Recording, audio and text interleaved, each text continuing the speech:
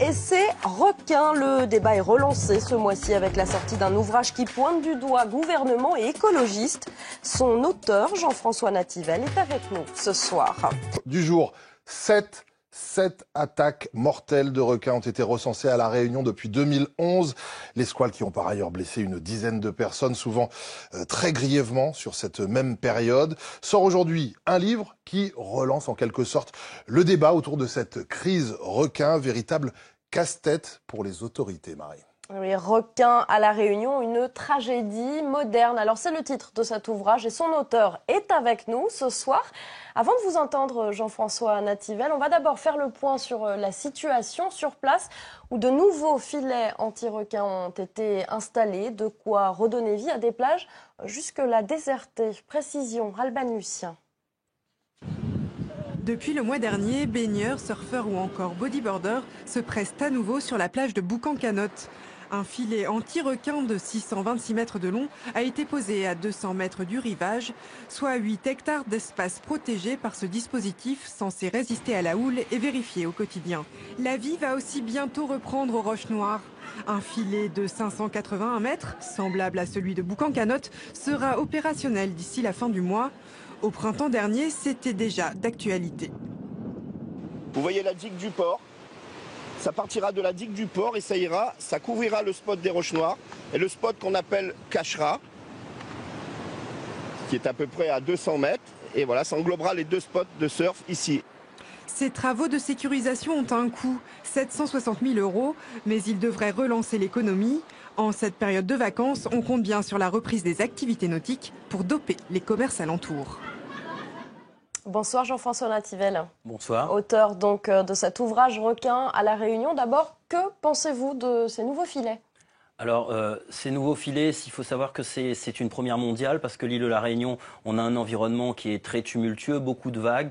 Et donc, voilà, c'est quelque chose qui est en test. Ça permet de relancer toutes les activités. Et maintenant, on va éprouver ce dispositif parce qu'on est au sein d'une réserve marine. Il faut un filet qui ne blesse pas les poissons. Donc, c'est tout le challenge que relève la mairie de Saint-Paul, notamment avec Patrick Flores actuellement. Vous estimez qu'avec ces filets, c'est en quelque sorte la pose de ces filets, la fin de la crise requin? Pas encore, hein. Malheureusement, ce serait prématuré. C'est une crise qui aura beaucoup de mal à se terminer parce qu'on ne peut protéger que des petits espaces. Il y a tellement d'endroits fantastiques à La Réunion sur la côte ouest que c'est impossible de tout protéger. Les gens, la passion est forte, ils continuent d'aller dans l'eau.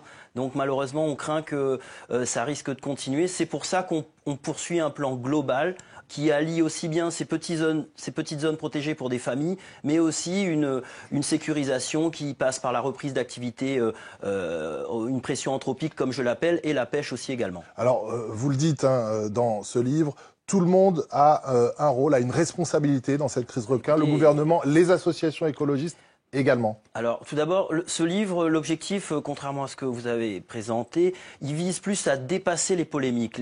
La crise requin est présentée malheureusement trop souvent de façon dichotomique, blanc et noir, les pour, les contre. Et moi, justement, j'ai fait un travail factuel pour pouvoir permettre aux gens de se positionner en connaissance de cause. Tout le monde s'exprime sur la crise requin. Mais personne n'y connaît pas grand-chose. Bien souvent, ils ont vu une petite émission, ils ont lu un article, et voilà. Donc, vous jouez l'apaisement. Alors, bien évidemment, je joue l'apaisement. C'est vraiment pas un règlement de compte. C'est très factuel. C'est tous les faits qui se sont passés pendant 5 ans. Si les gens veulent accéder à la réalité de ce qui s'est passé chez nous, je leur conseille, voilà, cette lecture tout simplement, qui a été faite aussi. En accord avec les familles, et il y a une pensée pour eux parce que beaucoup de gens rigolent un petit peu de la crise requin et c'est quelque chose de très tragique. Vous en parliez à l'instant, vous préconisez quand même donc parmi les solutions, notamment cette pêche préventive qui peut être dissuasive pour des requins. C'est une solution qui est aussi critiquée. Elle est vieille comme le monde, madame, c'est une évidence, mais malheureusement, nous sommes au XXIe siècle et c'est pour ça que j'ai pris le titre tragédie moderne, c'est-à-dire que maintenant on considère que quand l'homme est confronté à la nature, il ne faut rien faire. Mais est-ce que vous mettriez vos propres enfants avec des requins bulldogs de 300 kilos sur des zones qui, jadis, étaient partagées en famille toute la journée? Une dernière chose. C'est pourtant ce qu'on nous demande. Vous évoquez dans cet ouvrage, finalement, une crise de société. Cette crise requin, elle dépasse simplement les faits. Ça dépasse, comme je vous disais, la simple situation à l'île de La Réunion. On retrouve dans tous les fronts écologiques cette même problématique au XXIe siècle. Comme je le dis en postface, la seule chasse qui est tolérée, c'est la chasse à l'homme. Merci beaucoup Jean-François Nativel, donc auteur de cet ouvrage Requin à La Réunion, une tragédie moderne, un ouvrage d'ailleurs publié à compte d'auteur et dont les bénéfices seront reversés donc aux familles des victimes. Allez.